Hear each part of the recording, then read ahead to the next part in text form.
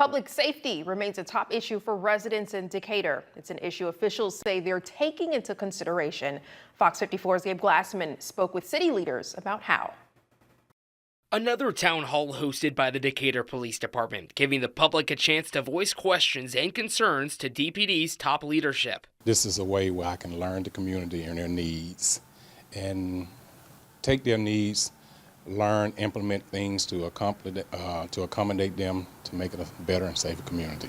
This is not the first time in 2026 the Decatur Police Department has hosted a community town hall, but leaders say they've been working on implementing suggestions from the community. DPD says actions are being taken now, with additional training ongoing for officers. As we speak right now, we have trainings going on for our officers and supervisors for de-escalation. We took a hit about officers being over-aggressive, stuff like that. So, matter of fact, this week we had the #1 de-escalation training for the last 3 years in law enforcement. It's called Calming the Fire.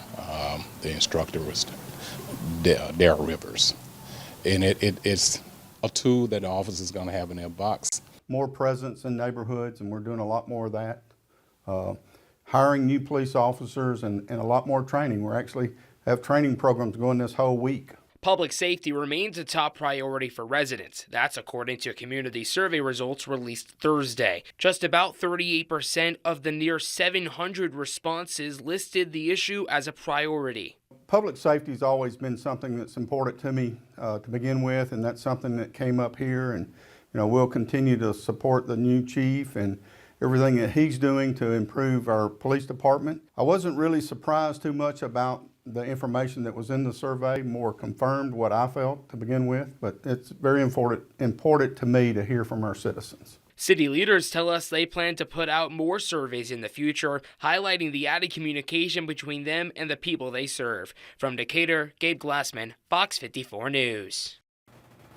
Also part of this survey, when asked if Decatur is moving in the right direction, just north of 34% said yes.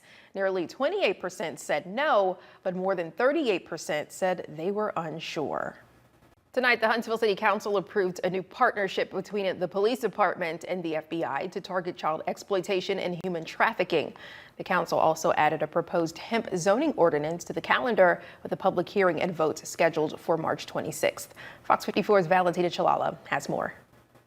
The Huntsville City Council meeting ended with the approval of the FBI police partnership, giving HPD access to federal resources, joint investigations, and digital forensics for child exploitation and human trafficking cases. We think it's beneficial to partner with the federal agencies so we can share intelligence, share resources, and go after those particularly bad crimes here in our community. The partnership formalizes HPD's ability to work with the FBI's Internet Crimes Against Children team and provide victim-centered responses. Recent joint efforts have led to 5 ICAC arrests, 2 human trafficking arrests, and the rescue of an 11-year-old victim. You see the sexploitation, you see cyberbullying, you see all kinds of things across the full spectrum. They will look at all of those things, and oftentimes you might find someone who's a victim of multiple of those things simultaneously, right? So it is certainly online has become a big part of how people engage in this crime. So wherever we have a victim, we want to find who did it and bring them to justice, and so they will focus on all those things. Also discussed at the meeting was the hemp zoning ordinance. All in favor, please indicate. Aye.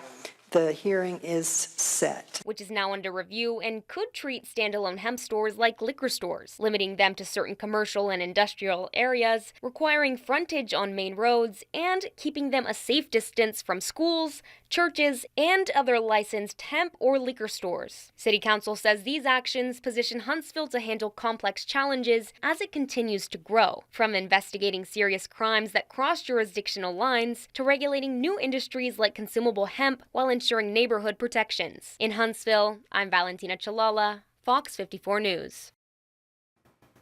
The FBI partnership with Huntsville Police begins immediately, while the hemp zoning ordinance will be heard and voted on during the March 26th City Council meeting. A new conflict with global implications is now underway in Central Asia. Pakistan declared it's now in, quote, open war with neighboring Afghanistan after the two sides traded overnight strikes in a major escalation of tensions. It started late Thursday. Afghanistan launched a ground attack, resulting in significant casualties at the border. Pakistan responded with a series of airstrikes, some of which reportedly hit a refugee camp.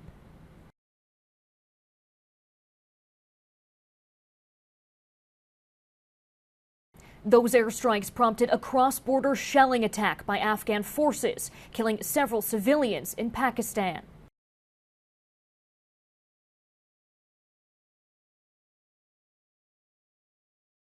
Tensions have been building for months. Pakistan accuses the Taliban government of harboring terrorists and acting as a proxy agent for India, Pakistan's traditional enemy. Well, the Taliban says that's not true and their forces are ready for a long fight.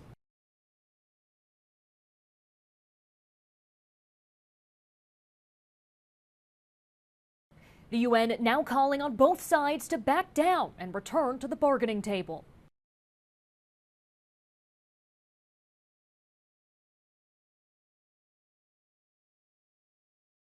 Diplomats from Qatar and Saudi Arabia are reportedly working to get a ceasefire in place. In London, Stephanie Bennett, Fox News. Allahu Akbar. Tensions between Afghanistan and Pakistan escalated on Friday. Pakistan's defence minister says there is an open war between the two countries. Here's what to know. Afghanistan's military carried out strikes against Pakistan on Thursday night, in retaliation to Pakistani airstrikes in Afghanistan's border area over the weekend. Pakistan responded with airstrikes in Kabul and two other Afghan provinces. The latest escalation comes after Pakistan on Sunday struck border areas against what it said were hideouts of Pakistani militants it has blamed for attacks inside the country. Claims Kabul rejects. Militant attacks in Pakistan, mostly by a group called Tehreek-e-Taliban Pakistan, or TTP, have steadily increased since the Taliban takeover of Afghanistan in 2021. Pakistan says the TTP is operating from Afghanistan, claims both the group and Afghanistan deny. Tensions have also been exacerbated by Pakistan's deportation of Afghan refugees. Their nationwide crackdown, launched in 2023, has targeted foreigners living in Pakistan without legal status, but has primarily affected Afghan nationals.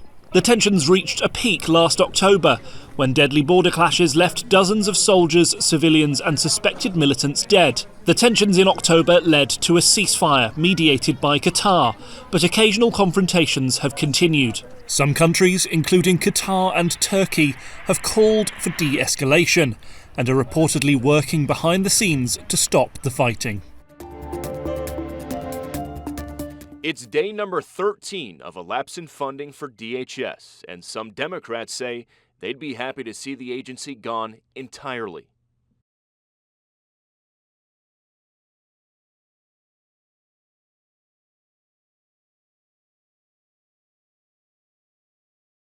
For Republicans, that is a non-starter, as are some of the demands for ICE reforms Democrats have made.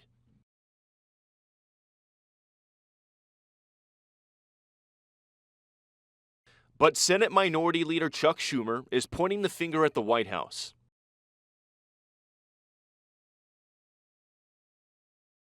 Tomorrow, employees at TSA, FEMA, the Coast Guard, and Secret Service will miss their first paycheck with no near-term resolution in sight.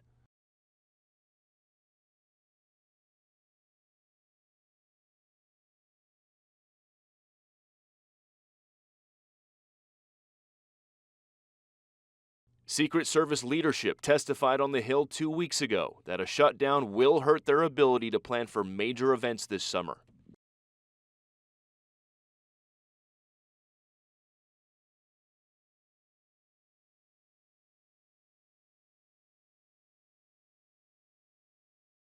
Speaker Mike Johnson says those concerns are legitimate.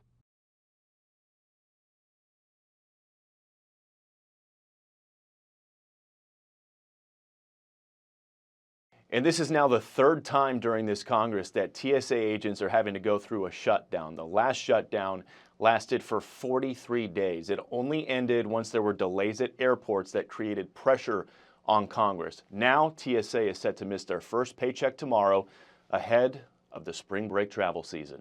Reporting in Washington, Bill Malugin, Fox News. A mi mamá y a mí nos detuvieron el 12 de enero del 2026 en la ciudad de San Paul.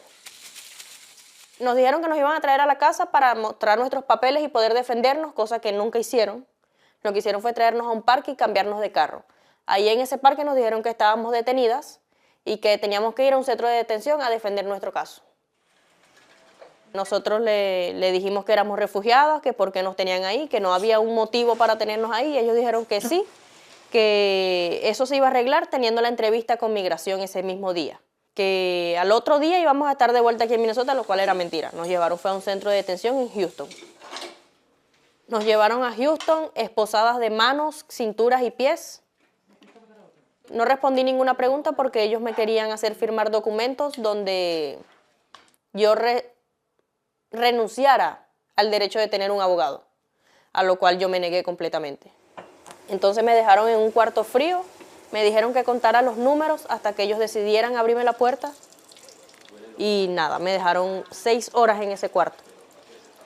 Solamente me pudieron hacer 2 preguntas y las 2 preguntas eran que si yo recordaba mi nombre completo y que si recordaba haber tenido otro nombre y mi fecha de nacimiento. Ahí la abogada me dijo que no contestara ninguna otra pregunta, que el juez había ordenado mi salida inmediata del centro. Yo salí el viernes como a las 5 de la tarde y mi mamá salió el martes. Lo que nosotros pasamos es algo que yo no se lo deseo absolutamente a nadie. Y las secuelas que dejó, eso también es algo terrible.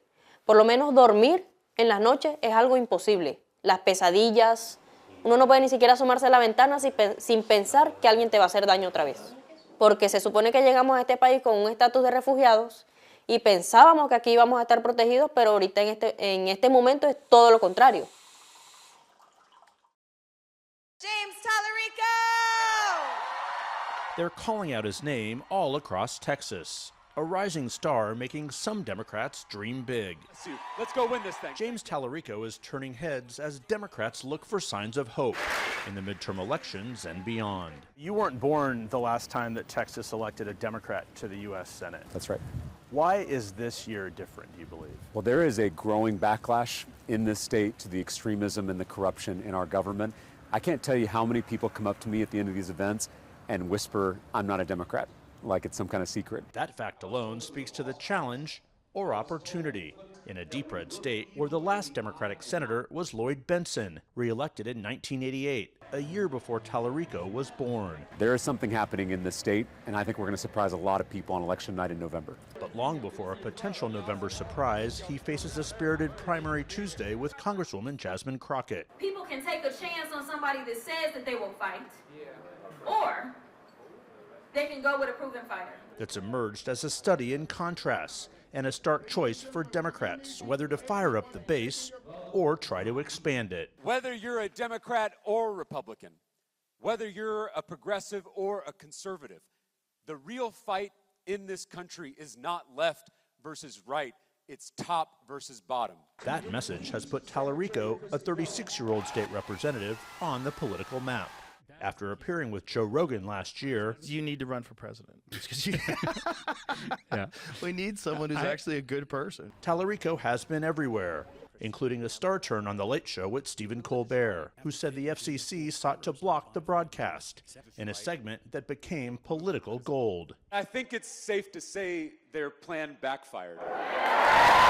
The grandson of a pastor and a seminary student himself, he talks more about faith than most Democrats, and tackling tough problems with love. Love is not weak. Love sometimes requires that we stand between the bullies and the bullied. As you well know, some Democrats aren't in the mood to love right now. Well, I think it's because we treat love as some kind of soft, sentimental feeling, when in fact, love is a ferocious force. You think about the love of a mama bear protecting her cub. That's the kind of love that we need in this moment. He's tapped into the frustration of seasoned voters like Elaine and Ed Barnes. We used to vote Republican, and 2016, it changed us. We're not left, we're not right. We just want to be reasonable, somewhere in a sensible center, and maybe this is going in that direction. And younger ones like Oliver Dixon. It shouldn't be left versus right, and I think Tallarico's spot on that when he talks about that. Tallarico's views are proudly progressive, strongly denouncing Trump's immigration crackdown and most administration policies. Yet his touch is softer. Do you think voters are looking for a healer more than a fighter? I don't know if those two things are mutually exclusive. I think the best way to fight is to unite, and I know how to do both of those things. Electability has become a key issue in the final days of this campaign. At events like this one, Tallarico argues he's the stronger general election candidate. Of course, that's a moot point if he doesn't win on Tuesday.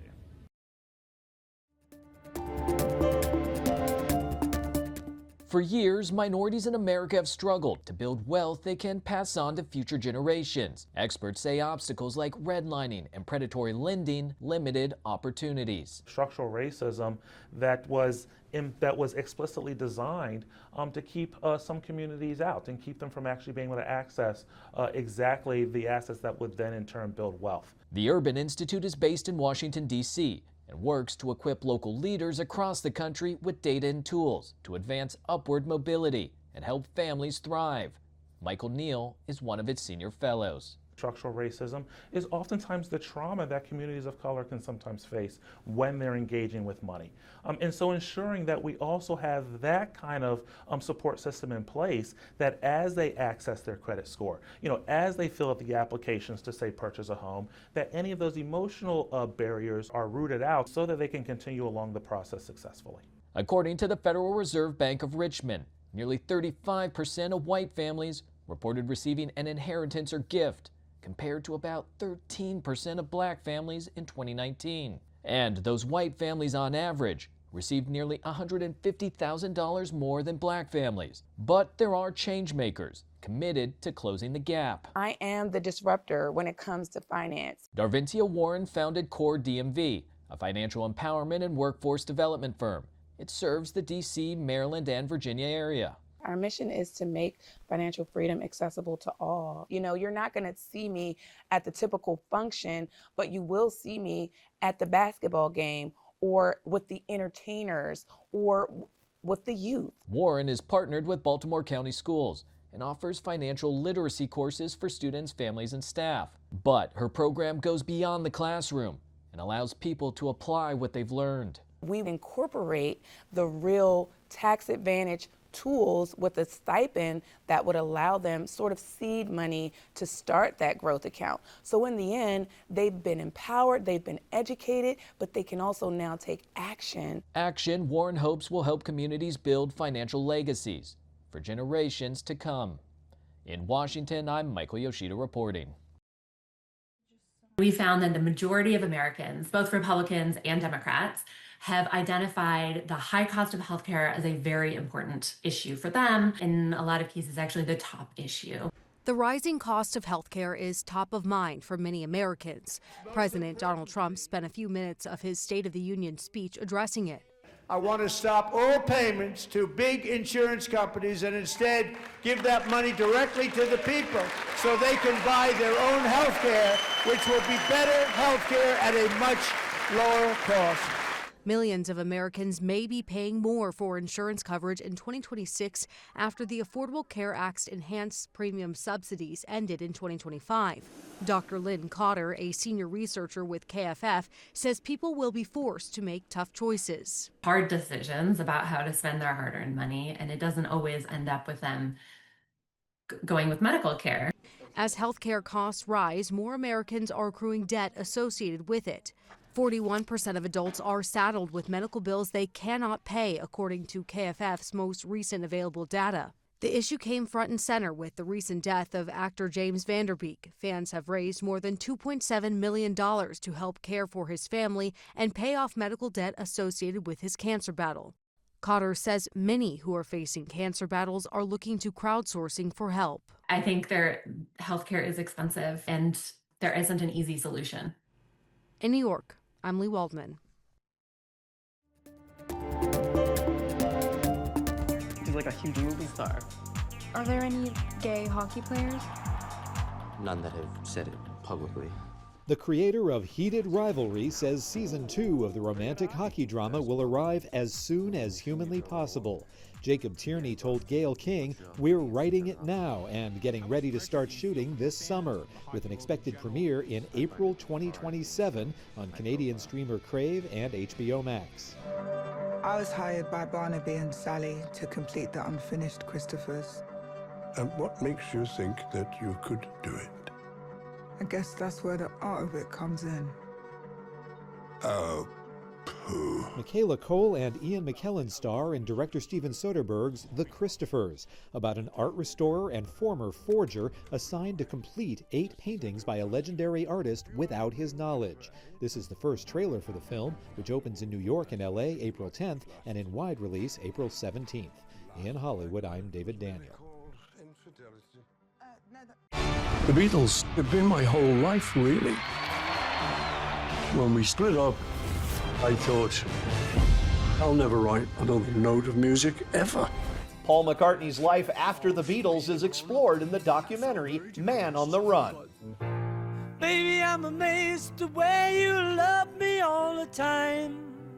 Academy Award-winning director Morgan Neville knew he had a daunting task in making the film. When you're making a film about a Beatle, you feel like you're writing your own draft of history. I mean, you know people are going to pore over it and judge it against everything that's come before or might come after. We started Wings from square one.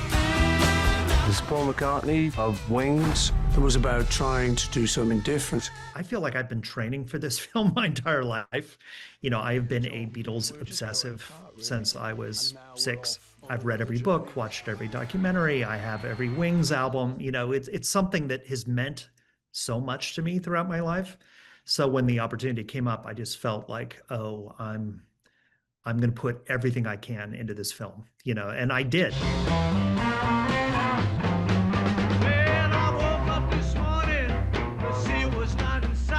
What was Paul's reaction to seeing the film? He was kind of speechless when he first saw it. I mean, he just said it was like his entire life flashing before his eyes.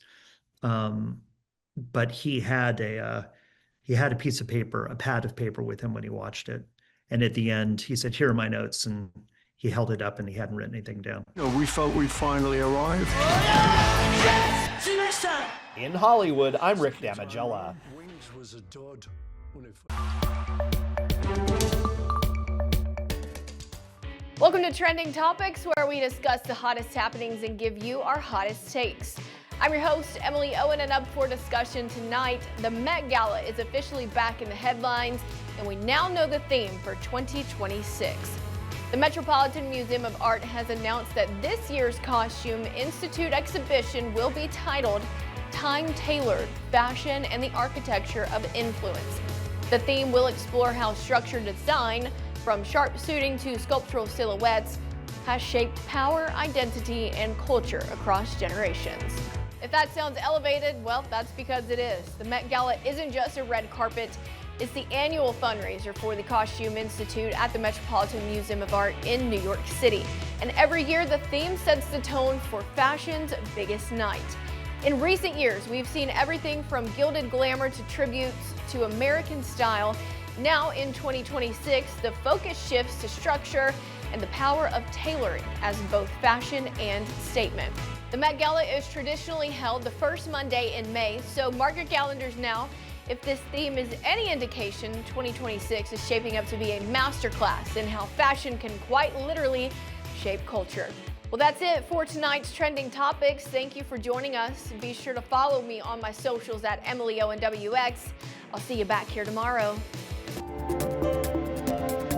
And good evening, everyone. The Alabama A&M Lady Bulldogs are on a historic run that hasn't been seen since the early 90s when Press Parham was running things on the Hill. And the success of the Lady Bulldogs starts at the top with their head coach. Second-year coach Dawn Thornton has led the Lady Bulldogs of Alabama A&M to a Division I record, 14 straight wins on the hardwood. And with one more win, Alabama A&M will clinch the 1 seed in the SWAC tourney. And with 2 more wins, Lady Bulldogs will have back-to-back 20-win seasons. The basketball world is taking taking notice of what Coach Thornton is doing. She's been honored by hoopdirt.com, and she'll be honored with the SWAC Game Change Her Award. We asked Coach Thornton about the journey thus far. I'm just so honored, honestly, to just be in a position to serve. Coming to A&M was a great move for my career. I think just being able to just be in a good space mentally and being in a great space physically, and I think that this has just kind of been God's work, just really and truly just, I get speechless sometimes just thinking about it, honestly. I'm never really lost for words, but I'm just really thankful that I'm having an opportunity to do this here. Now, the next game is always the biggest game in Coach Thornton's eyes, and on Saturday, it will be extremely huge as arch rival Alabama State comes up I-65 for a Saturday showdown. Lady Bulldogs and the Lady Hornets, they met last month in Mobile with Alabama A&M taking home a 9-point win. Now the stakes are even higher. As I mentioned, with a win, Alabama A&M can clinch the SWAC regular season title and capture the 1 seed for the SWAC women's tournament. I talked to Coach Thornton and Kayla Walker about the mindset and prep for Saturday. Defensively is what we got to make sure that we take care of business. We're number 18 in the country right now with our defense percentage, so it's definitely going to be one of those nights where we got to lock into what we need to do defensively. We want to be able to not only go into the tournament number 1 seed, we want to win the regular season. And in order to do that, we definitely have to take care of business on Saturday. A very physical battle for sure, and we ready for all the fans and the atmosphere and all the crowd. We're just ready for that. We know it's going to be a real big and tough one. Tip-off on Saturday is set for 2 p.m. with the women. Remember, if A&M wins, they get that 1 seed in the SWAC tourney. The men's game will begin somewhere after 4 p.m. This game is a sellout, so the only way to see it if you're not there is to watch it live on SWAC TV. You think 40 is old to play professional baseball? How about 81? Rob Harrelson loves the Savannah Bananas. You can watch baseball and fall asleep on the couch, but you don't fall asleep with the Bananas playing. Now Harrelson is showing off his skills to try and play for the Bananas. And I hit the ball, and I jump on that bike, and I take off, and I ride to first base. He's crafty in the field, too, fielding a ground ball between his legs. Harrelson has coached baseball in Gravois Mills for over 30 years. I started in 1993, and when my son was 10 years old in Little League, and he moved on, and nobody came in to step up, and so I just kept coaching. But Banana Ball is a little different than Little League. But Harrelson says either way you play, the game is made for fun. The game is made to have fun, and that's what the Bananas do. They have fun at it. We need something to laugh about and something to joke about, and I think their concept is just fabulous.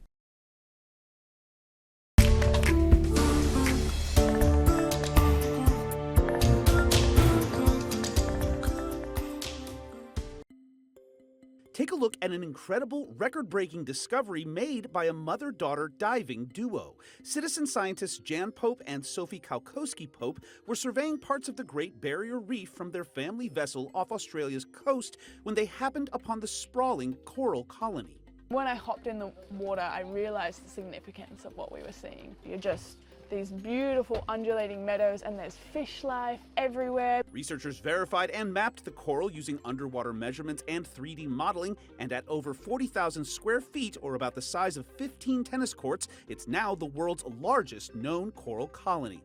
The discovery comes as the Great Barrier Reef has faced repeated mass bleaching events driven by rising ocean temperatures. Scientists are now examining what exactly allowed this colossal coral colony to not just survive, but thrive. It just shows this is right under our noses here. What else have we got to discover? In Scotland, another amazing and unexpected discovery, this one by a couple simply walking their dogs on a beach after a storm. That's where researchers say the couple spotted unique fossilized footprints in the surf. The pair reported the find to regional archaeologists, including a team from the University of Aberdeen, who designated the situation a genuine archaeological emergency and rushed to document the scene and capture molds of the prints before they were washed away. Within a week, the footprints had reportedly vanished in the surf, but researchers had successfully created created 3D models from the gathered data and radiocarbon dated the tracks to roughly 2,000 years old, or around the time invading Roman soldiers may have been storming Scotland's beaches during the Iron Age. For Take a Look at This, I'm Jeremy Roth.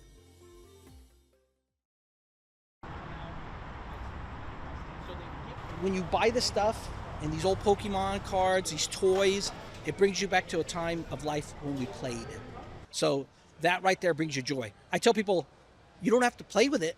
You just buy it, you put it on your shelf, and you look at it, it's gonna bring a smile to your face. How could you not go wrong with that?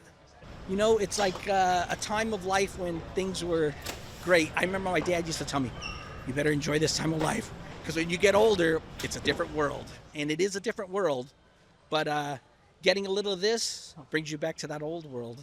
Yeah, Pokemon, I think it's just a game that brings everyone together. I mean, I see a lot of families, it's something to do, you know, I've seen kids starting to play and they grow up, they have kids, they pass it on, it's something to do with their family.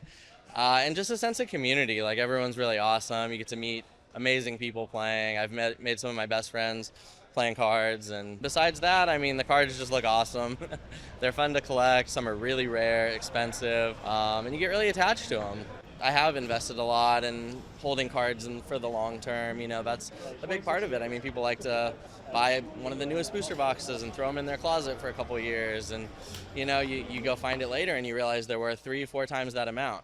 So I would say, yeah, just Pokemon almost always appreciates in value over time. So it's just a really good place to put your money, in my opinion. Fox 54 Plus has your news, sports, and weather. Start your evening with Fox 54 at 5:30, delivering the latest headlines and live reports straight from the scene. Then stay informed with Fox 54 News at 9.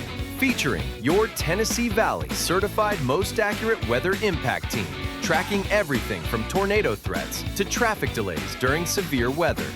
Fox 54 Sports Extra brings you more of what sports fans crave, with deeper insights, expert analysis, and all the action that matters most. On Fox 54 Plus, you'll also find Alabama politics, plus 24/7 weather radar and real-time forecasts to keep you ahead of the storm. Looking for a quick recap? Don't miss Fox 54 Week in Review, highlighting the biggest stories of the week. Jumpstart your morning with Morning Rush. Fast-paced news updates, featured with uplifting stories from across the globe. Get your entertainment fix with Getting Real, where we break down movie reviews, top 10 lists, and spotlight the newest film. Die Hard fan? Locked On Sports dives deep into the Crimson Tide, the Tigers, college rivalries, and pro action. True crime warrior style? Killer Cases brings you gripping real-life stories that stick with you. Hungry for more? Cooking with Style serves up mouth-watering recipes that are easy to make and impossible to resist. From movie previews before you head to the theater with Take a Look, to must-know headlines from across the region and around the world with In the News. Watch all of these shows on demand and also on the Fox 54 News app. Available on Android and iOS devices. Streaming 24/7.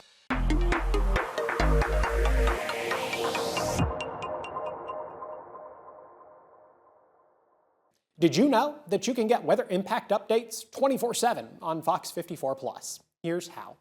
Go to Fox 54 Plus on your Roku, Fire TV, Apple TV, or Samsung. Once you're on the main screen, push the down arrow and click on the Fox 54 Plus Weather Impact 24/7 block. Here, you'll find radar, current temperatures and conditions, traffic cams, forecasts, and more, all available on demand. Want to get back to the main channel? Just push the down arrow and click on the 24/7 stream button. It's your weather impact updates 24/7 on Fox 54 Plus. Start streaming today. There's more to Fox 54 Plus with the Locked On Podcast Network. From the Tide to the Tigers, from college teams to pro, the Locked On Podcast Network gives you insights and analysis you just can't find anywhere else. These kids, they want to play. But I don't think so. I think it was Chad Baker Mazzara. Locked On Sports, streaming every day of the week and right here on Fox 54 Plus.